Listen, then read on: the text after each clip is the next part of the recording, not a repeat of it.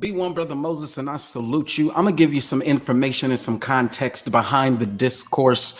Number one, you see unconscious on the screen with its definition. We will start there because our discourse is really about being conscious, being aware. And so you see there first with the adjective of not conscious. The boy was beaten unconscious, which is knocked out. And that is something that we're going to have to deal with as we talk about fighting back. Secondly, you see the noun there, the part of the mind which is inaccessible to the conscious mind, but which affects behavior. And that's what we're actually talking about is the social conforming behavior, that behavior, that behavior. And I like to deeply root minds in history because it makes the conversation a little bit more palatable for me as I continue to learn and grow. So in this history lesson that I'm going to be providing, which is the context behind the discourse, we're talking about this number one sentiment that is on the hearts and minds of so many people around the world, which is fighting back. And so it moves from the peaceful protest, this integrationist, this we just need to do what is right, and redefines right to saying, well, our legacy as Americans is not one of peace. And to establish that precedent, I'm going to give you a little bit of context here. I'm going to start off with this census here because I love the Census Bureau as it had chronicled the information that we need. Therein, you see the state of Louisiana. There are many that I could have used, but I used this one for a real reason, and we'll get there. Population by age and sex. We can skip this, but I do want you to see the very top bar, which is how it segments this information: 1 and under 5, 5 to 10, 10 to 15, 15 to 20, 20 to 30, 30 to 40, 40 and under 50, and they'll keep going. And then it breaks it down on the left side with all of the different parishes there in Louisiana at this time. This is 1860, the era that I like to investigate, right? The reparations era. And so Louisiana is a good one. In the 60s, this is the progression that it showed. New Orleans being a predominant major city, as you see with the population there. Also, because in context, it was a space where we had the free colored, and that argument is ripe even in today's conversations about freedom and what it meant to be free.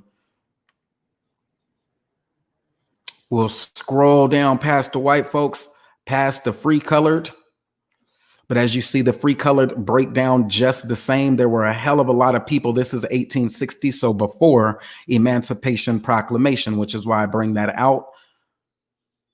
We like to say, well, there were black folks who owned slaves as well. So we look at the slave populations inside of all of the parishes. Now, I originally grabbed this information as a rebuttal to Drew Brees, the quarterback of the New Orleans Saints. He's talking about that flag and fighting for that flag and everything, and it just didn't settle with me. So I had to jump into the information just to make sure we can do this in a contextual framework.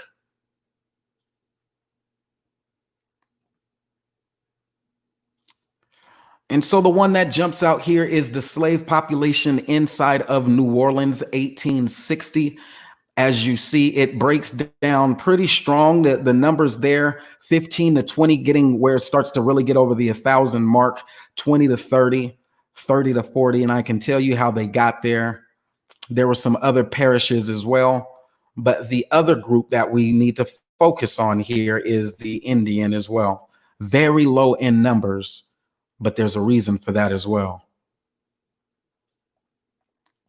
I won't dwell on it, but I will tell you that the critical analysis first starts with who the people are, where the people are, and what those people were doing. From there, I took the conversation as I was studying it to the history of New Orleans, and I wanted to get a picture, something that can actually be used as a visual representation of what we're talking about. We know the Creole argument of the light skin, the colorism, that's a major theme there, and the sentimentality behind it.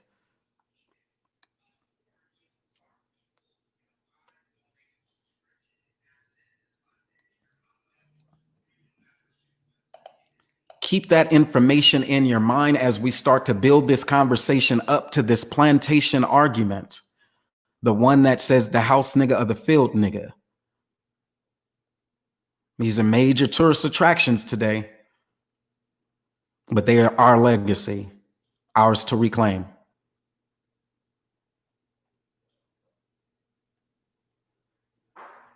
And so imagine that.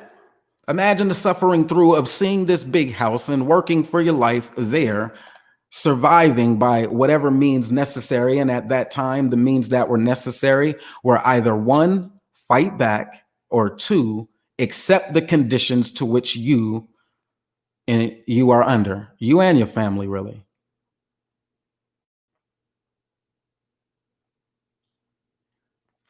I was going to jump into this 1866 New Orleans massacre because that is one hell of a statement, and there are so many undercurring themes there.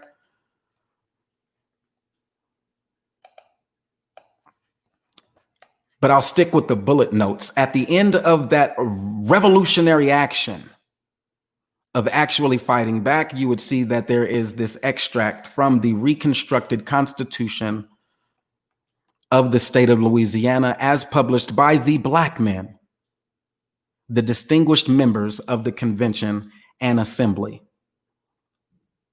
The one in the middle being O.J. Dunn, first Black Republican. Quick little Wikipedia search. Won't go too far into it, but some of the major themes that stood out to me was the fact that he was born enslaved because his mother was. His father had worked and purchased his freedom papers. And even though his father was free, he was enslaved because his mother was. So as my premise, I told you about the good master syndrome. They did work for the good master, the one who was a part of theater and media, as you would call it, there in New Orleans. And he worked for someone who had been a part of what, I'm saying, like not just the Louisiana Purchase as a part of it, but beforehand, they were a part of like the Civil War. I mean, not the Civil War, the 1776, the War of Independence and all of that. That's his master's family. And so this person who's sitting at the center of the reconstructed Constitution of Louisiana after that big massacre that occurred impacted his master. And this was his response.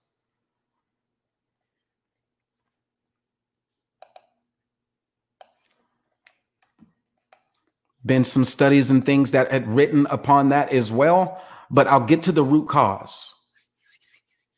See, immigration was one of those things that if you just say immigration, it's a vague topic.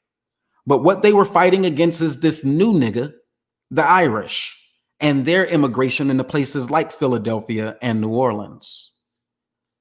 And at that time, they were arguing and splitting themselves into fractions. One side being native or saying we are descendants, our grandparents and great grandparents are native to this land. And they were using that native or American ideology as a premise for riots and revolution.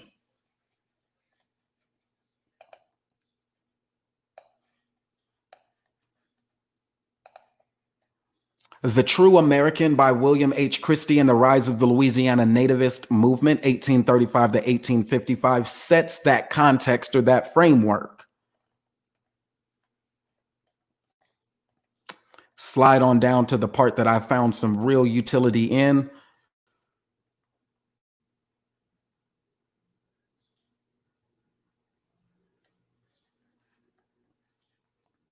His unrelenting fight against Irish immigration not only shaped the nativist movement in Louisiana, but stood as a model for future nativist groups to grow and organize throughout the United States as the immigration debate ingrained itself within national politics.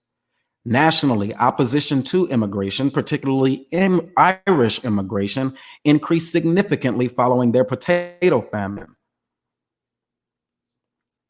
They started this new party, which split off. The new party, the Know Nothing Party, is so funny, also referred to as the American Party.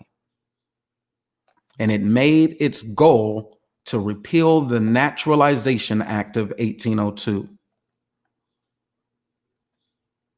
And so while they went on to purchase Louisiana from the French, they still had the French War with Napoleon going on.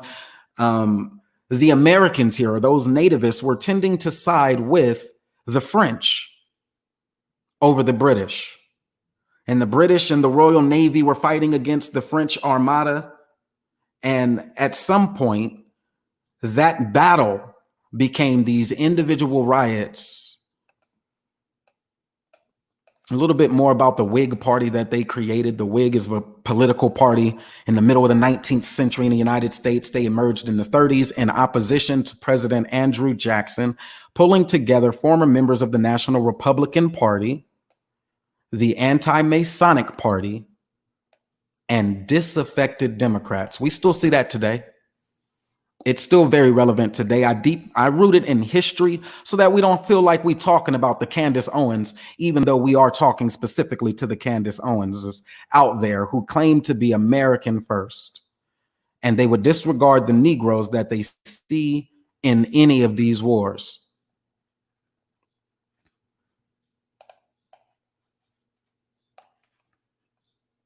And when it comes to fighting back, one good space to get information would be military science. As they've told their story, we have to do better at telling ours and situating ourselves inside of these battles. I will not give that up. I'm not a broken buck. And I do know that that fight is a worthwhile fight. And so I was doing my research here. I'm just showing you the research. I won't give you all of the research that I was doing, but it essentially says that there was no real military for the American side or the nativist side, or those folks who were fighting on behalf of the descendants. You were born here. Your grandparents were born here. Your great-great-parents were born here. And who were they fighting against? Well, it was those who were naturalized, those who had just got here, and they were forming political parties that would rival those of the descendants. And while we can lock ourselves in that struggle and just have the conversation, here's what I want to share with you. So I'm going to give you the slideshow, and I'm going to get to this work. First and foremost, of Black men, you see at the very top, there is that eagle, or the symbolism of freedom, but that eagle is clutching the rifle with the fixed bayonet as well as the cannon. These are symbolic gestures or images. The cannon being that tool used by that French army of mass destruction, and then that rifle being that personal defense tool. And these men, having endured all of the riots and protests and massacres, still found within themselves the courage to try to lead Black men. Now, it takes a hell of a courage, because in the space that they would be moving towards leadership in and to regain control of Black affairs, their opposition would be the white natives. That's fact. I want to zoom in on the image because I don't want this to be mistaken. These are Black men. We can have the conversation around light-skinned folks and Creole and mixed breed, but understand that when we needed the Black men to build for us, there are examples. And the more I try to tell about the people who are here today fighting, the more they want to dismiss it. So I'll keep giving them history, whether they like it or not. Long before he served as Republican Lieutenant Governor of Louisiana during Reconstruction, Oscar Dunn, who I look at and I see Oscar Grant in that man's face. But Oscar Dunn, born in 1826 and died in 71 after the Civil War, was purchased from his family's owner, James Caldwell, founder of the New Orleans Gaslight Company. His emancipation came in 1832, secured by his free Black father decades before the Civil War. He is a New Orleans native. He was assigned the status of enslaved because his mother was, regardless of the fact that his skilled carpenter father was freed in 1819. It brings me to my next point, which is that good master complex, born at the tail of one war and deceased at the inception of another. James Henry Caldwell, 1793 to 1863, is another native, a rebel rouser. When it came to this political game, he was connected. And when it came to his fervent belief in nativist or American rights, it would come down to bloodshed. Now, I couldn't imagine being this guy's slave or the guy that was free but worked for him because the man's wife was still enslaved, and then working all the way till the 30s for this man, and finally finding freedom because this man had his theater and his media burned down 3 times trying to fight against them damn Irish. The Battle of New Orleans, 1812. This picture is Edward Percy Moran. It's available at the Library of Congress. Speaks towards his political affiliations. This is Andrew Jackson here, the dude who's on the $20 bill, the same $20 bill that B1 Brother Moses says needs to replace this man's image and put Harriet Tubman on it. I'm not the only one who says it. But Andrew Jackson in his Battle of New Orleans, that War of 1812, was the American army that was less than 12,000 combatants, which Congress would later approve up to 35,000, that had to go up against that big British Navy. That British Royal Navy that was taxing the economy and hurting them economically. A thing that I found most interesting is that in most of these battles, there was a real defined native enemy that they were targeting as well. And so on this one, I know I grabbed it from Kings and Generals, also a YouTube channel, pretty popular. It breaks down a lot of military science, but they talk about who Jackson was actually up against, the Red Sticks. And that battle of Horseshoe Bend is his definitive battle that sealed or solidified his presidency. Yeah, he had to go up against them Creek Indians.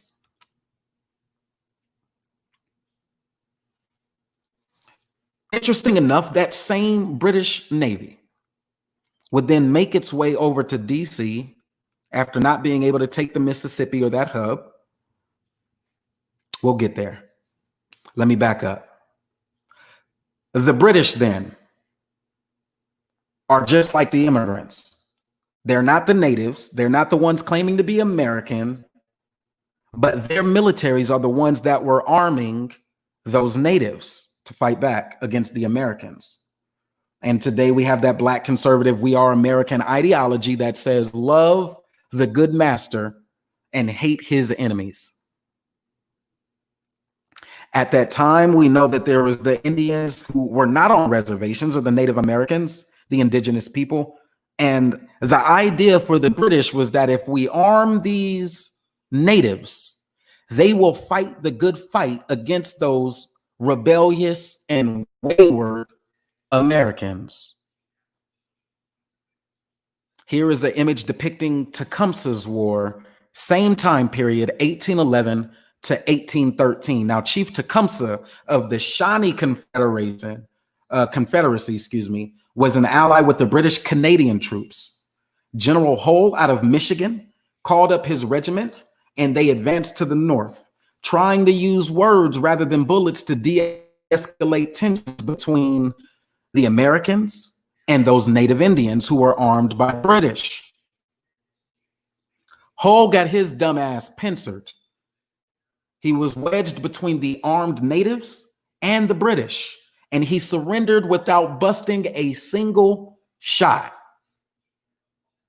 That battle ensued in the Great Lakes region, and it was not the only spectacular failure for the Americans on the home front, who do have a legacy of losing armed confrontations.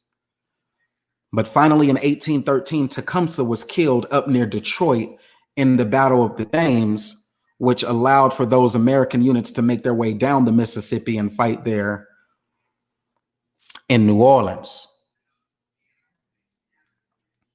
The Creek War is where they went, 1813 to 1814, influenced by one of the most celebrated natives in history, the well-known, eloquent orator, de facto commander-in-chief Tecumseh.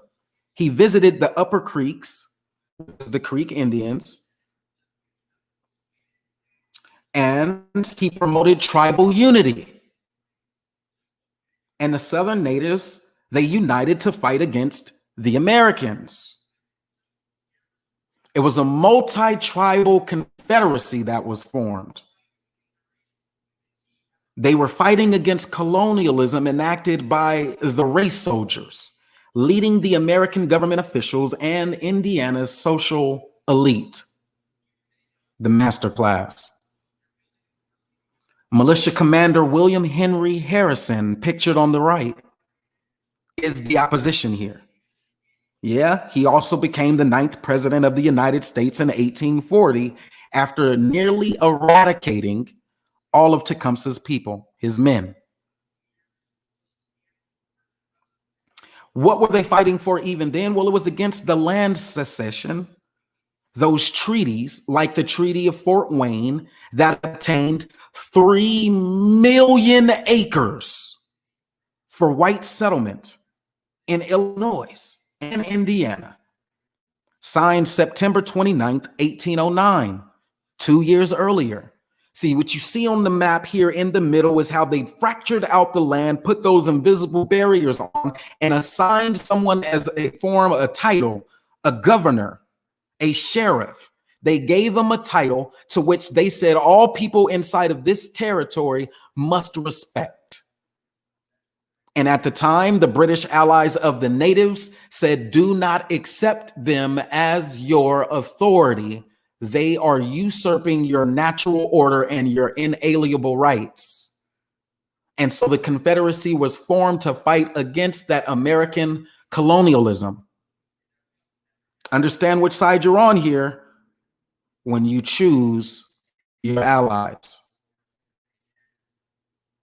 His rebuttal, which is Tecumseh, was that the $5 Indian sellouts, those other Indians who didn't agree to be a part of the Confederacy, those $5 Indian sellouts did not have the right to sell the land held in common with other natives. I think that's still our argument today, that even the assigned, elected, or selected president did not have the rights to reassign Sherman's reservation. His rebuttal was very valid then as it is today, because that land is still occupied by an usurping power.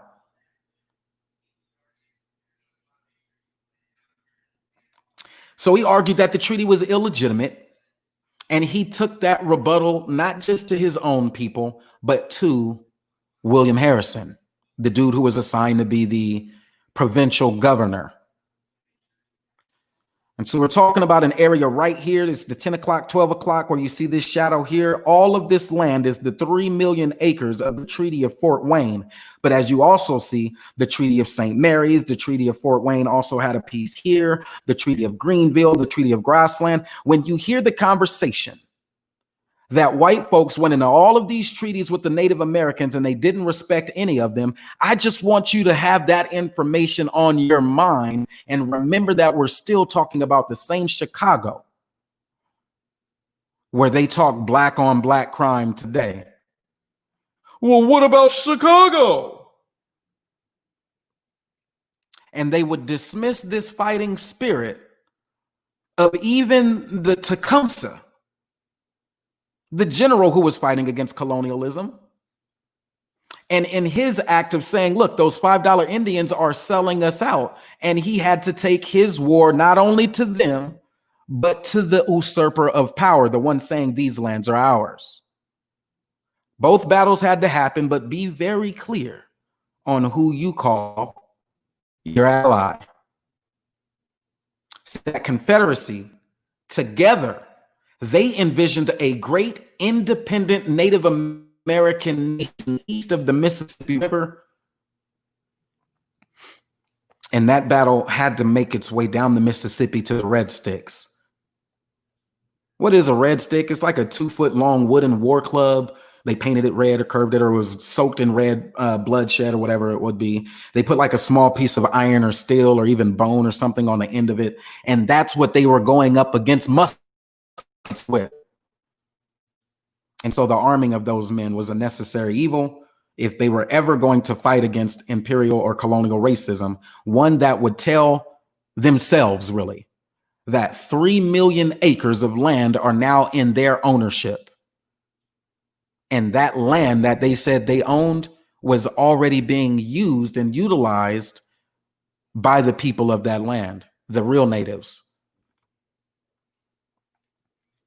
And so I go on to read a little bit more about what's interesting about William Henry Harrison and his battle. He did become president and all of that shit after killing so many folks, and that's what they celebrate. At the same time, that British Navy, after the War of New Orleans, made its way down and burned the American capital to the ground.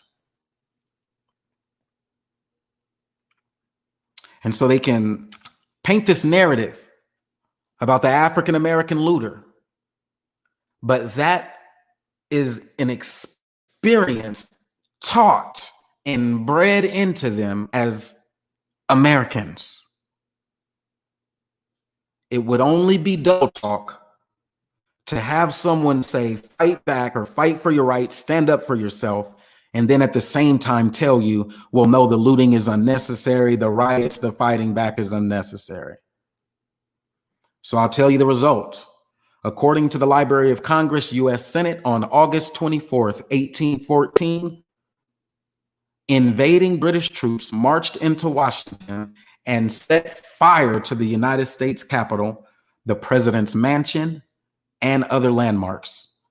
The fire reduced all but one of the capital city's major public buildings to smoking rubble, and only a torrential rainstorm saved the Capitol from complete destruction.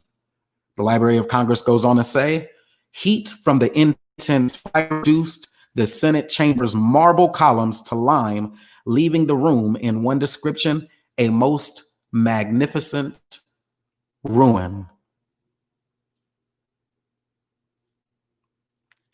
So let's get this straight. Fake treaties that gave white Americans millions of acres, 3 million here, 5 million there, 12 million there. And this is all the carving up of Chicago. The British said, I don't know why y'all taking that shit. Y'all need to fight back. They find them woefully lacking the tools to fight a successful campaign against the American militias. And so they begin arming them, and the battles ensue. The leaders are killed. The Confederacy dissolves, and the rest is history. The Battle of Baltimore in 1814 is the same era and the same period to which, if we were talking to Drew Brees here, that national anthem was written and written for by Francis Scott Key.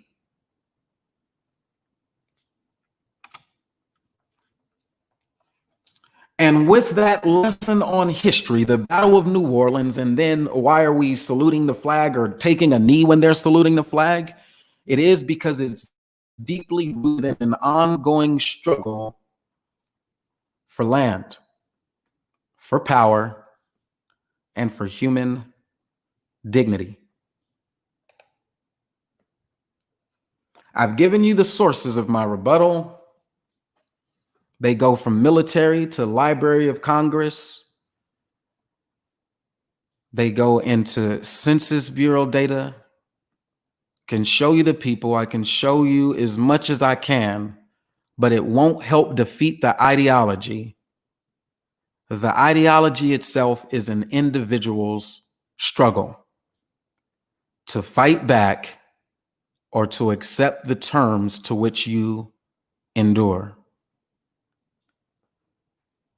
Not just in America, but abroad. What could be the power and influence of an African American man?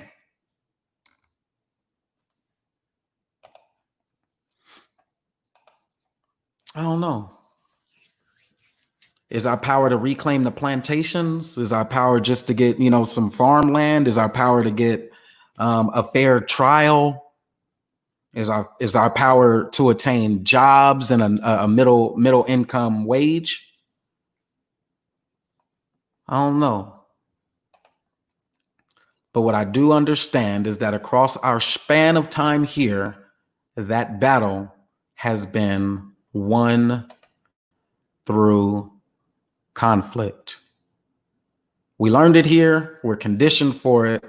Many are ready. And as you see that call going out across the nation, that's for the individual to choose. All right, man. With that information, I would hope that it's informative to you. Maybe it's informative to somebody else as we deeply situate these conversations on ideology. I like politics. I'm not good at politics. I don't have the relationships for politics. Economics, individual household. You cannot out capital a capitalist. That's just not how it works. Either you have industrialism or you have a foundation of industrialization, or you don't. And if that's where you want to fight, then we have that network ability. What can we do to own the adjacencies of industry in order to empower ourselves? I always give you the one that I fight for the most, which is the full legalization and emancipation and all of that shit when it comes to marijuana. That industry itself is a multi-billion-dollar industry. And when people can have big, broad dreams and perspectives about what can happen, I say start there. Start where you can, do what you have to get what you want. And that is a necessary struggle for us. Now, why do I root it in that? Because not just in history, but even up until today, the mass incarceration of the African American is always linked to some stupid shit. Our freedoms are always in jeopardy, and we're always looked at as the one who is responsible for protecting ourselves by changing ourselves. I say no. The change that has to happen is the one that's in our minds, the one that recognizes other groups of men as our sovereigns, as the authority. But in our lives, we are the father, and we are the husband, and we are the man. It is up to us to decide. Philadelphia is not a place where I could go. I don't know about Philly, man. I'll leave that to like my brother George Macon to handle the Philadelphias. Baltimore is a space where we need niggas. We need more. We need more of the educated lame who can come in and play that game, just like we need more of the people who want industry and they can play capital gain. And we need more of the people, not just politics and economics, but socialites to make Baltimore its true, I guess, essence of a space. There are challenges that we have there with healthcare. There are challenges that we have there with education. And even in the education system, making sure we have the Black first perspective being taught early on. There are challenges even with organization and unity. The fracturing that has happened amongst Black folks is something that will have to be addressed as men continue to come on one accord, as we figure out what it is we actually do want. For some, all of those things. I want it all. For others, what do you want now? They will ask that question, and they will ask that question again. For us, there needs to be a clear demand. And that demand, if you ask B1 Brother Moses, and I'll sign off with this, reparations.